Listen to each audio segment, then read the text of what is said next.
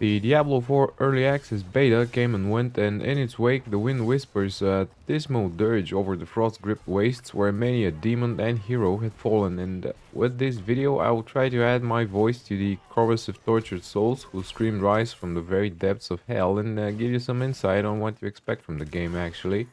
Perhaps I can give a certain edge to your scrutiny for the upcoming open beta, or at least put some concerns to rest, who knows.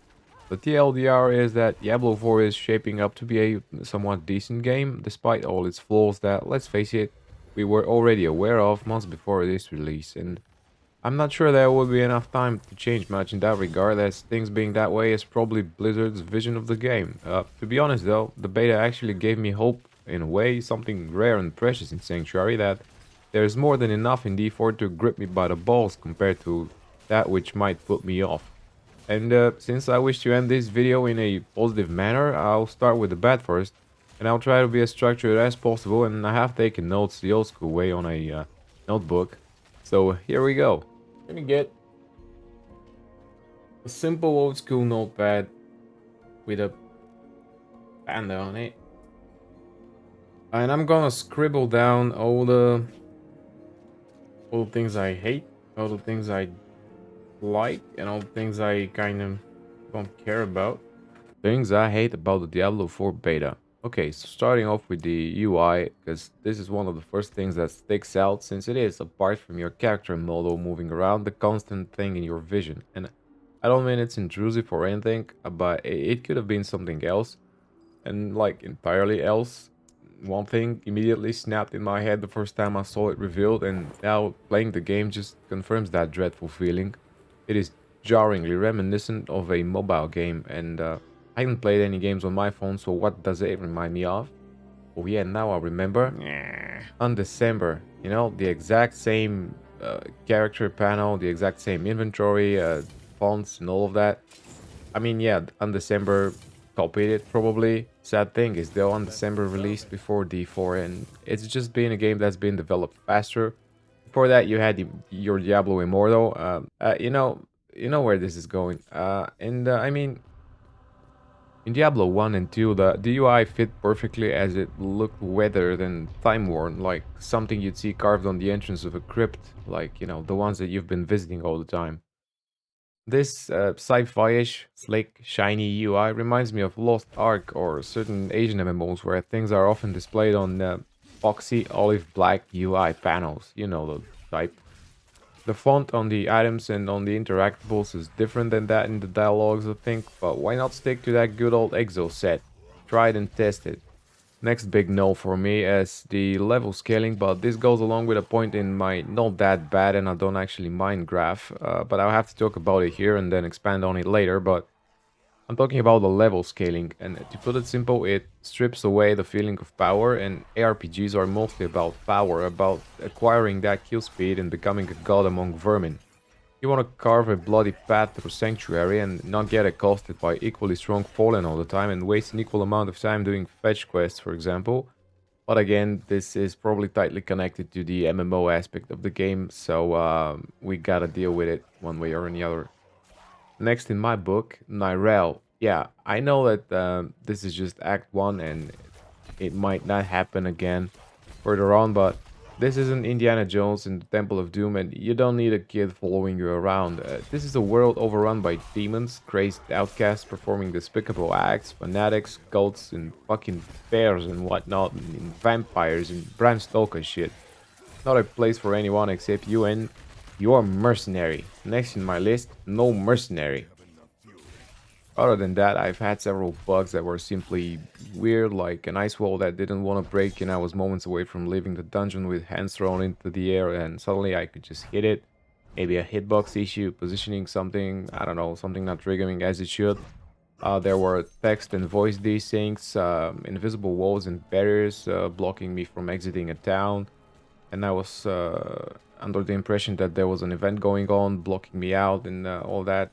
Then there were random voice lines and outbursts from rare mobs out of nowhere as I was in town, as I was venturing, and it just felt out of place. I guess these are just random bugs that are typical for a beta release and will be flattened until the until the June release, but I just wanted to point that out.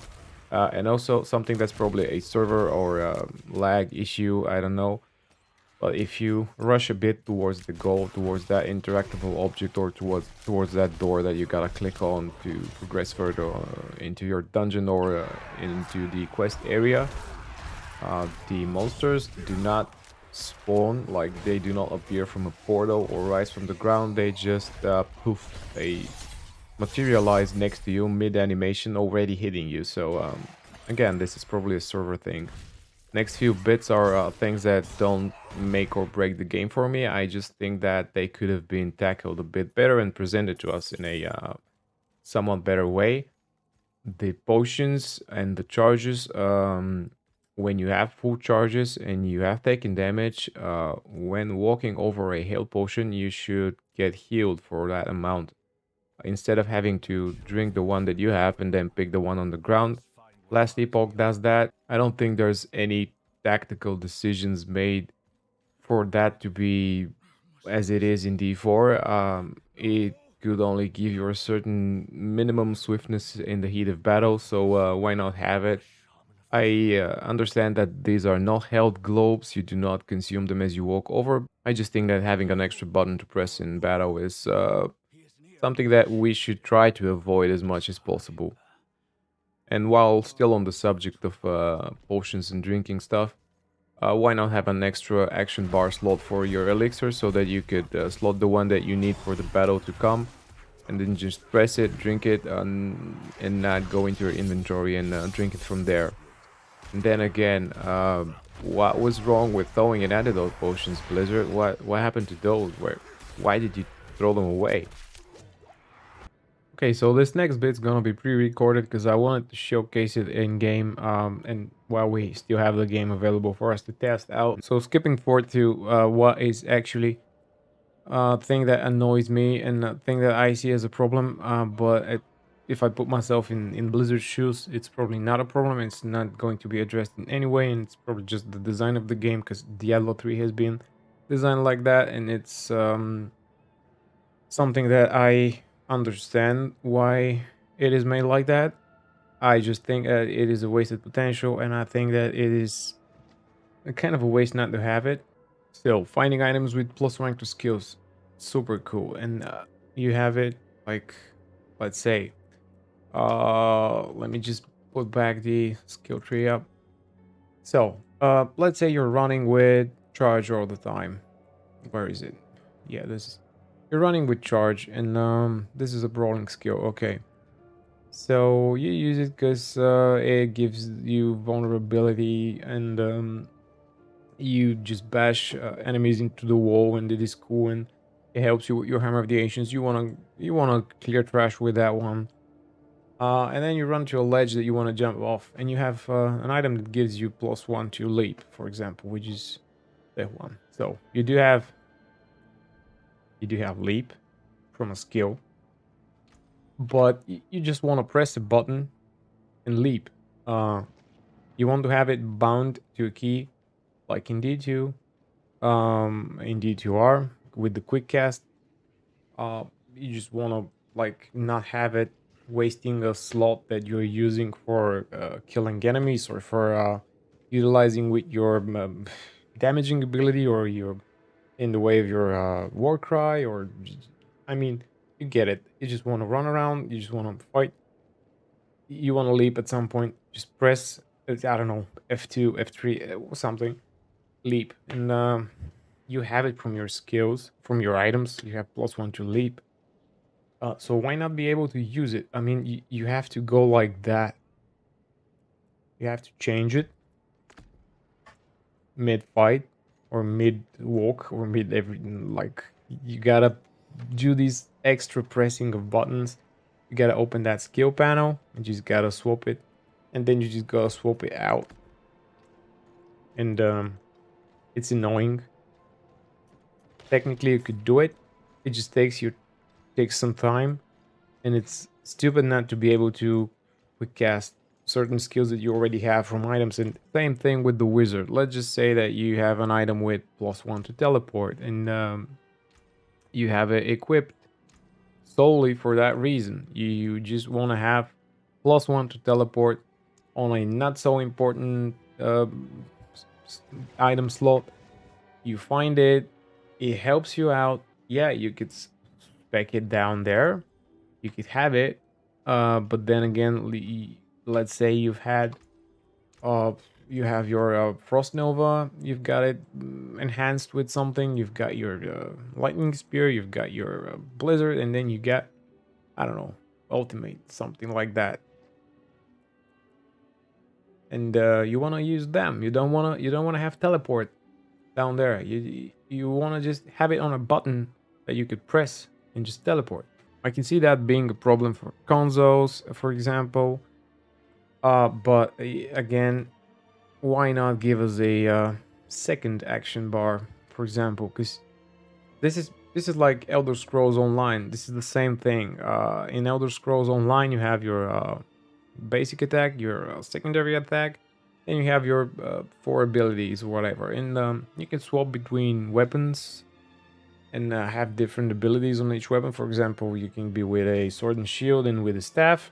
You just swap out. You have your, you can just keep one buff with something that gives you a passive thing and be slotted in both action bars so that each time you swap, you have it. But you just want to have, some buffs or some healing shit on you and just swap, cast it, then go into battle with your. But you know what I mean. And the game is actually leaning towards that MMO light aspect. So in MMOs, you've got a lot more abilities, and you've got you can change action bars, and in WoW you could do that, and you know it's not something that Blizzard hasn't done before. So I don't see why the restriction here. And being an ARPG, you should have more options to do that action. In any case, do let me know what you think about that one and why it's not implemented or why it could not be implemented and what am I missing out. And if it's something obvious that I'm not seeing, just give me a heads up. And while I don't hate these next things, they are concerns that I have for the game's future and for the game's end game systems. And I'll try to start from the very beginning, from where my train of thought originates, and I'll try not to derail much. And first off, there is no way that we as ARPG players will not draw parallels and compare D4 to other games and to other systems that have proven to be good and have stood the test of time. Hence, these games that had been built upon them thrive and are ever growing. So let's talk about Path of Exile for a moment. And I remember Chris Wilson saying in an old interview that their goal was to design a game that could be played forever. Without going in depth here, I'll just point out the forever aspect of PoE, or at least what I think it is. So you've got one system that is the sockets, and then you can link them. You've got another system that is the skill gems and the support gems, and that these go into these sockets. You've got two systems that interact with each other perfectly. And now you build upon one of them, you build upon the gems, you add more active ones, you add more passive ones, and now you've got yourself sort of an infinite loop, or at least you add layers upon layers of variety based off of these two things. Diablo 2, by the way, had the same thing with Lord of Destruction and the runes and the rune words. But going back to Path of Exile and its skill tree, which if they ever wished, they could expand again forever, compact it, make it more wide, make it more high, branch it out even further than that. And we are already talking about endless possibilities. Not that they would work, of course, but there is that chance. There is the chance of life being fed into mechanics that coexist and synergize pretty well. Now, does that Diablo 4 skill tree look like something like that? Can it be expanded upon, not endlessly, but at least for a couple of expansions and seasons? Can you branch out? Can you add more? Certainly, if Blizzard wished to go that route and add more skills, more passive, stretch it out, make it go left and right somehow without you having to be level 300, of course.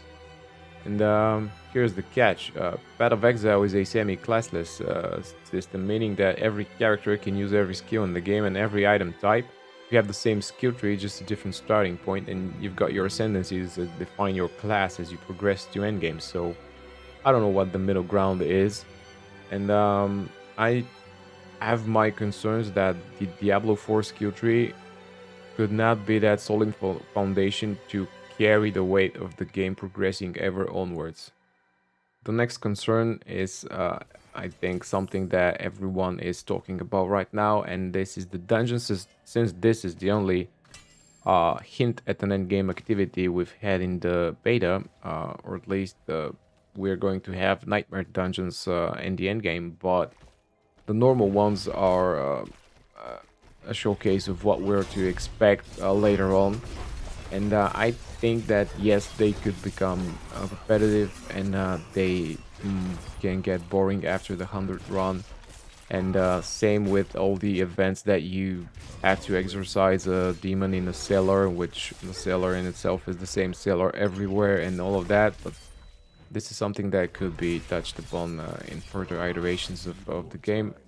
uh, you will have your hell tides, your fields of hatred, your whispers of the dead, new world bosses like do more, and nightmare dungeons. So I don't know, maybe that there's a lot to do, at least until we get a new season, and then what? We collect every Lilith outer again. I don't know if there's a middle ground between the RPG formula of starting all over again for that leaderboard and the fresh start and the big open shared world account-wide progression aspect of D4. I guess Lost Ark does it kinda well, so I don't know.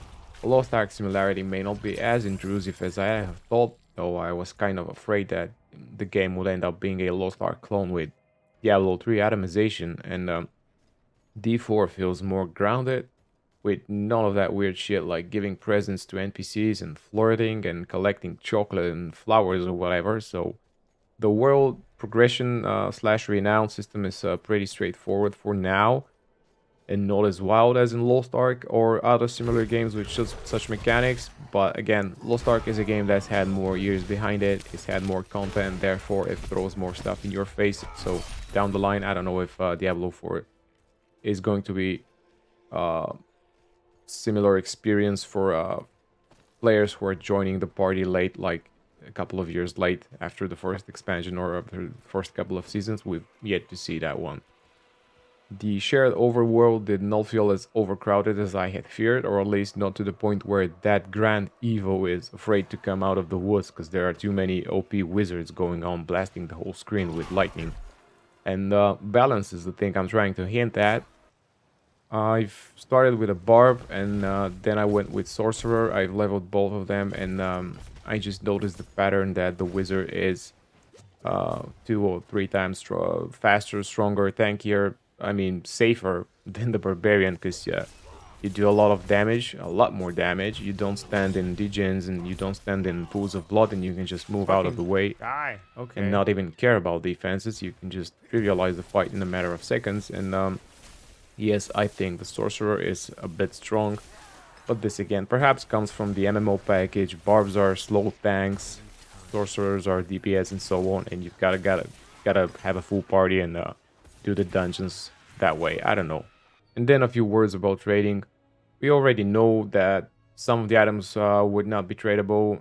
Those are the legendaries and the legendary aspects that you craft on rares, so that item becomes legendary and then it becomes account bound, and the uniques cannot be traded, and you will only be able to trade rares and blues and okay, let's say bases.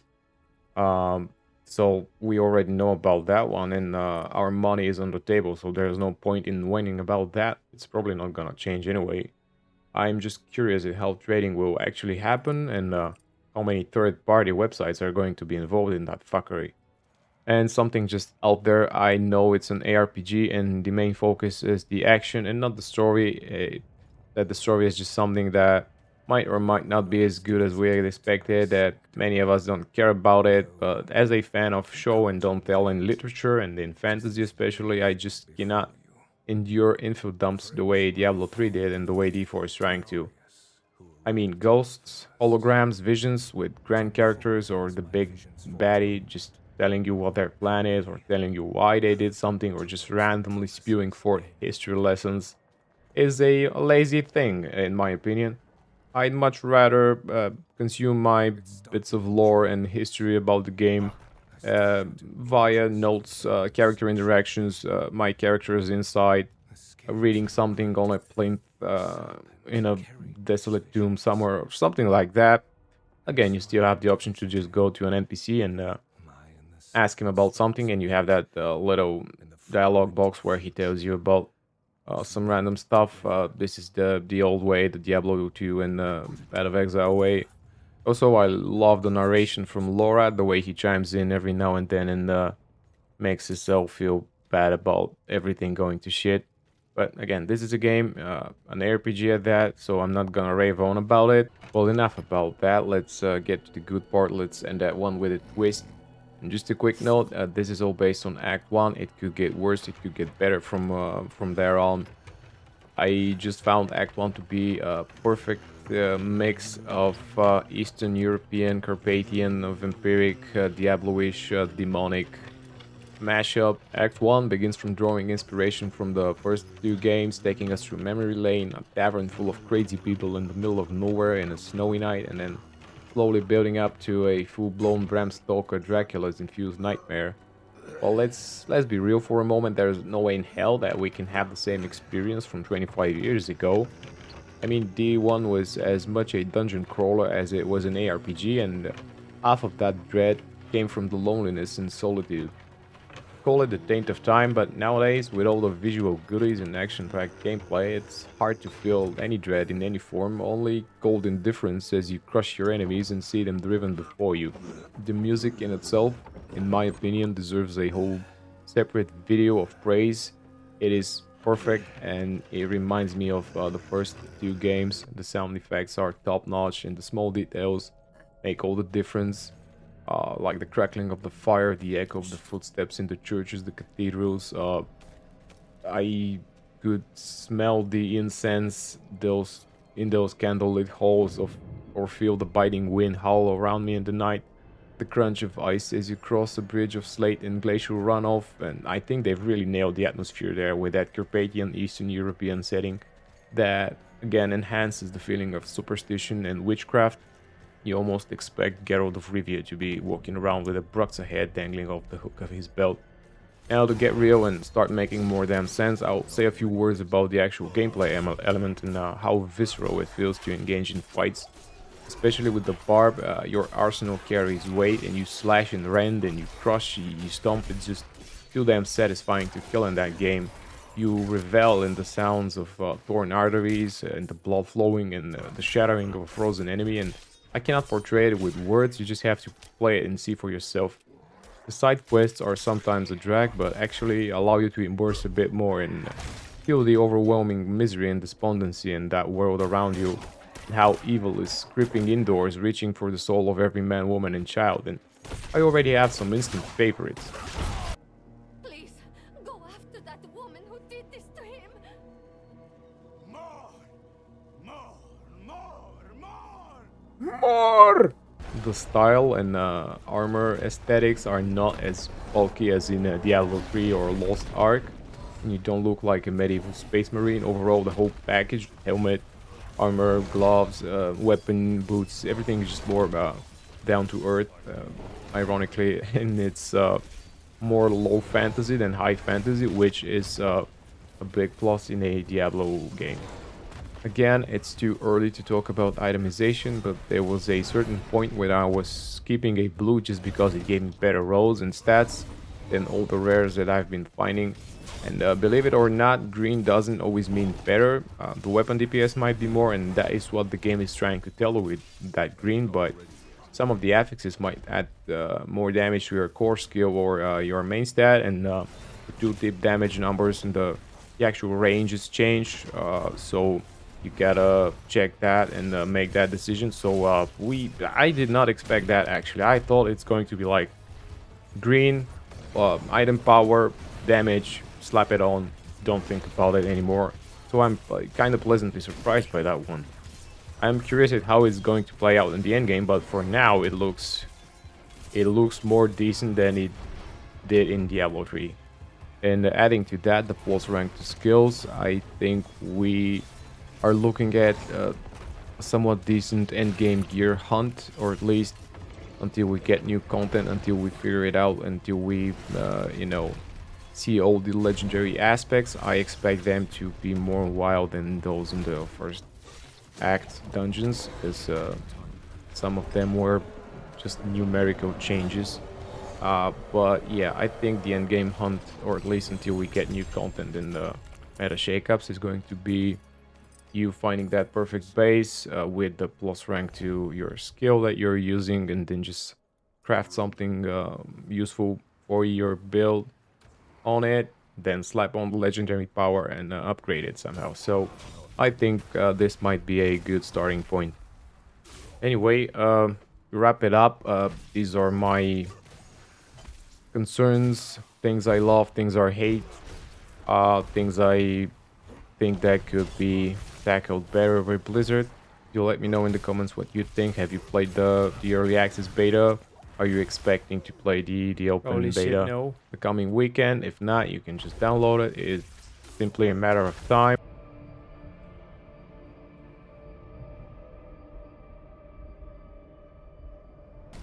And of course, condemning your soul to hell. I don't have any potions.